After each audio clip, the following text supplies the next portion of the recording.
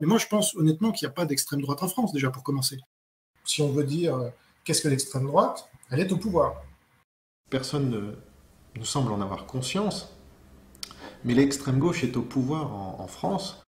Évidemment, quand vous êtes anti-libéral, on va dire primaire, tout est libéral pour vous. Tout comme moi, j'essaye de ne pas tomber dans l'excès inverse et de dire que tout est de gauche, parce que ce serait stupide. C'est incroyable, tout est de gauche. C'est incroyable, en France, on passe, tout le monde est de gauche, tous de gauche. On s'accuse d'être d'extrême droite ou de je sais pas quoi, mais en fait, tout le monde est de gauche, voilà. Et cette gauche, elle est totalitaire, elle est d'extrême droite. Ah oui. J'ai écrit un livre qui s'appelle La Nouvelle Extrême Droite, dans lequel je classe très clairement l'Union Européenne et les défenseurs de l'Union Européenne à l'extrême droite. L'Union Européenne est un projet marxiste, d'accord? Donc si l'extrême droite est devenue marxiste, il faut nous prévenir. Quand un lobby est si puissant qu'il peut vous obliger à vous dire de gauche, alors que vous ne l'êtes pas, parce qu'Asselineau, il n'est pas de gauche, d'accord? Faut pas me faire croire ça. Je suis désolé de le dire, mais enfin, c'est un fait. Parce que Asselineau, malheureusement, est marxiste, pousse l'agenda marxiste. Donc, on a des gens qui se réclament de gauche, mais qui sont d'extrême droite, en fait, comme Mitterrand. Voilà, le lien est parfait, puisque Mitterrand était d'extrême droite à l'origine, il venait de l'Action française et tout, de la cagoule, etc. Comme disait Mitterrand, le communiste, lui aussi. Sauf qu'il y est toujours resté, et même Georges Frêche l'avait qualifié d'extrême droite, et qui a toujours été d'extrême droite. Évidemment, Mitterrand était marxiste, à fond. Quand vous êtes ami avec Bousquet jusqu'au bout, quand vous fleurissez la tombe du maréchal Pétain pendant 7 ans de suite, comme aucun autre président de la République, vous êtes d'extrême droite, c'est tout. Qui te dit ça? Voilà. Le système. Comme le système te dit que Pétain a été à droite, à l'extrême droite même. C'était un républicain. Donc De Gaulle et Pétain, à ma connaissance, ils n'étaient pas marxistes, ni l'un ni l'autre. Ils venaient plutôt de ce qu'on appelle aujourd'hui l'extrême droite.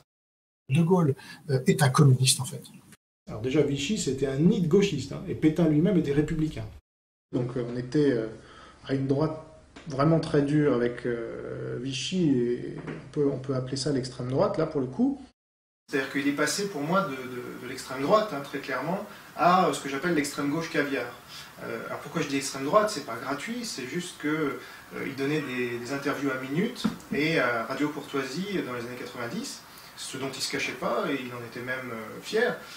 Et je voudrais remercier Radio Courtoisie d'avoir été un des seuls médias à m'avoir donné la parole pendant toutes ces années. Parce que moi, je ne suis pas d'extrême droite. Je la dénonce, l'extrême droite, et je vous dénonce aujourd'hui. On traite l'autre aussi d'extrême droite, souvent, parce que soi-même, on l'est, mais on ne veut pas se l'avouer. Donc arrêtez de me dire que le catho-marxisme n'est pas dominant dans l'oligarchie. Il y a d'autres idéologies qui, évidemment, sont là, mais le catho-marxisme est l'ultra dominante. Jean Robin nous expliquait que la France était aux mains des catho-marxistes. Et tu soutiens toujours cette idée ou pas, Jean? Alors voilà, là aussi j'ai évolué. Il retombera sur ses pattes comme d'habitude, cet énergumène-là. Et ceux qui me raillaient pour ma dénonciation de l'oligarchie catho-marxiste en sont pour leurs frais. Donc aujourd'hui, l'ennemi n'est pas le catho-marxisme, pour ainsi dire, il est le marxisme. C'est pour ça que Macron aujourd'hui se dit catholique, c'est un catho-marxiste, c'est l'incarnation même. Et puis quand je creuse après, je vois que le catholicisme là-dedans, chez Macron, ça joue pas beaucoup en fait. Je tiens un discours durable. Donc ça, c'est une formidable diversion, l'islam. On retrouve d'ailleurs la ligne riposte laïque, parce que riposte laïque, ils en font des tonnes sur l'islam. Moi, je leur ai suggéré d'ailleurs l'idée de faire un nouvel autocollant, l'islam est pire que le nazisme. Donc ça serait marrant de savoir en fait ce qu'il pense réellement ce type. Ah, la LICRA, j'ai pas besoin de vous expliquer qui c'est. Ce sont ceux qui font les procès à tout le monde, notamment riposte laïque, etc., qui les traînent devant les tribunaux, qui essayent de leur soutirer un maximum d'argent, voilà, parce qu'ils osent dire l'islam c'est de la merde. T'as riposte laïque, par exemple, qui a le même genre de stratégie débile, qui consiste à tenir des propos qui tombent sous le coup de la loi, et donc à financer la LICRA. J'apporte un soutien total, plein et entier à riposte laïque pour les procès. Et la riposte laïque vient d'annoncer qu'ils avaient X procès, qu'il fallait les aider, etc. Donc, ils ont englouti des fortunes qui donnent directement au système. Donc ça continue. Et les gens tombent encore dans le panneau. Incroyable. Soit le gars est schizophrène, soit il est con. Bon, à mon avis, il est plutôt con. Mais Donc je me prends pas pour Trump. À chaque fois qu'on prend une comparaison, ah ça y est, tu te prends pour De Gaulle, tu te prends pour Trump, tu te prends pour Jésus. Et les gars, faut arrêter là. On a des modèles, autant en prendre des élevés. C'est là où vraiment, moi, je suis tombé de haut avec Trump sur beaucoup depuis que j'ai lu le livre de Josh Rogin, mais ça aussi, ça vient rajouter un coup dans le cercueil. Je veux plus de Trump, il faut plus m'en parler. Moi, je milite pour Mike Pompeo aujourd'hui. Mike Pompeo. Non, Mike Pompeo, il soutient Trump pour 2024. Ah, on a bien vu ce que c'était Trump. Donc non, il faut plus compter sur personne aujourd'hui, sauf sur nous. Mais finalement, un DeSantis me plairait beaucoup plus. Très déçu par Ron DeSantis.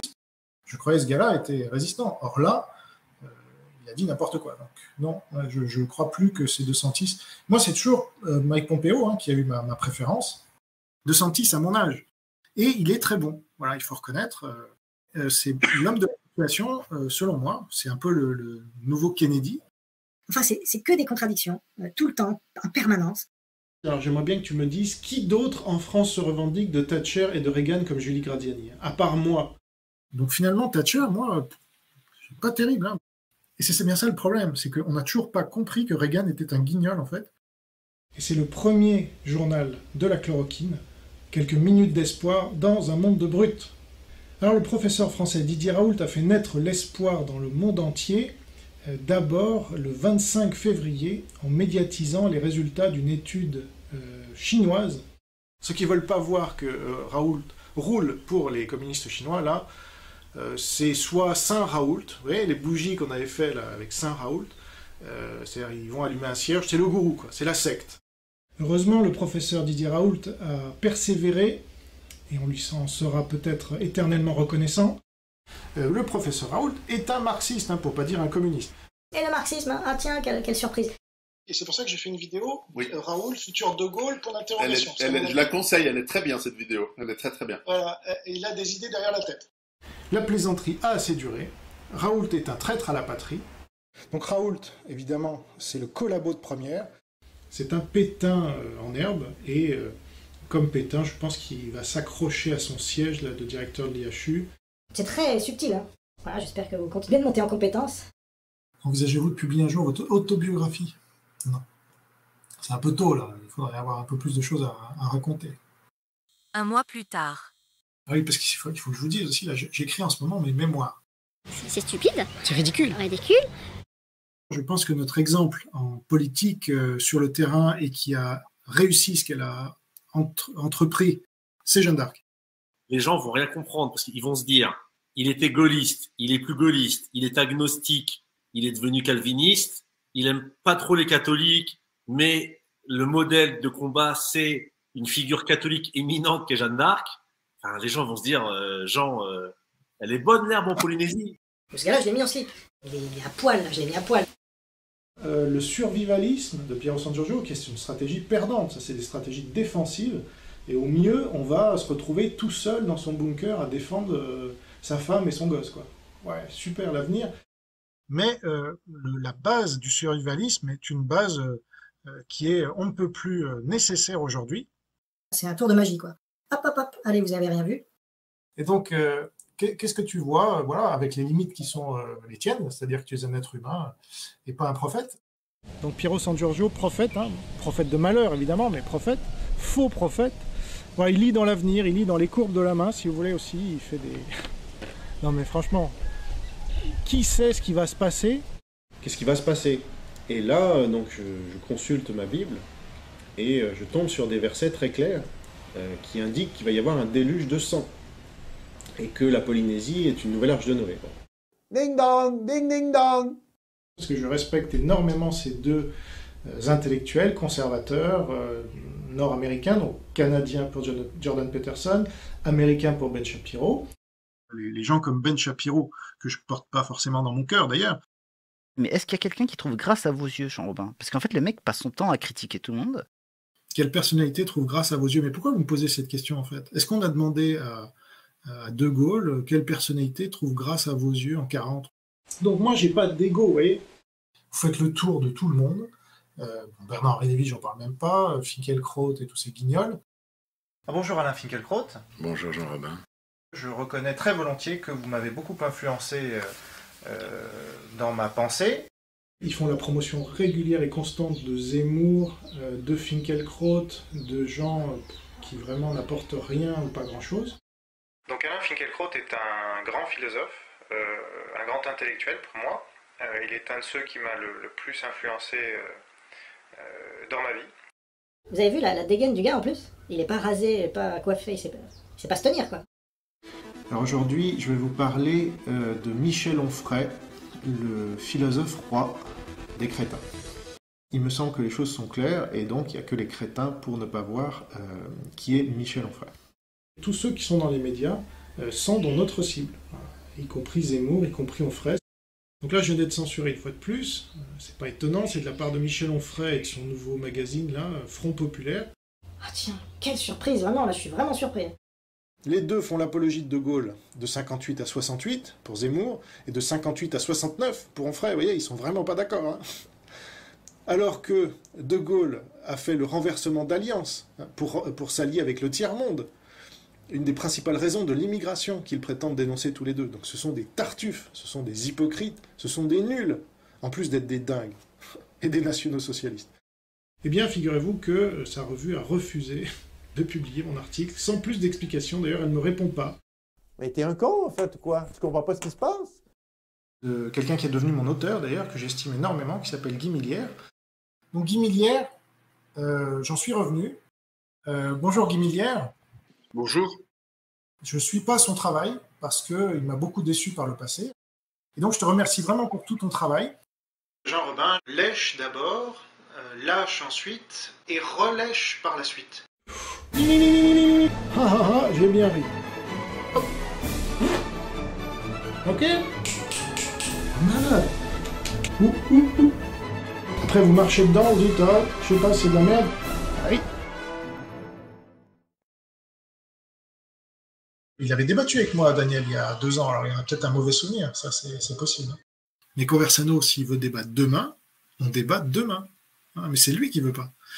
Parce que c'est... Voilà. Je l'ai déjà mis en slip une fois, il veut pas 2 fois. J'ai bien étudié ta carrière avant de faire ce débat.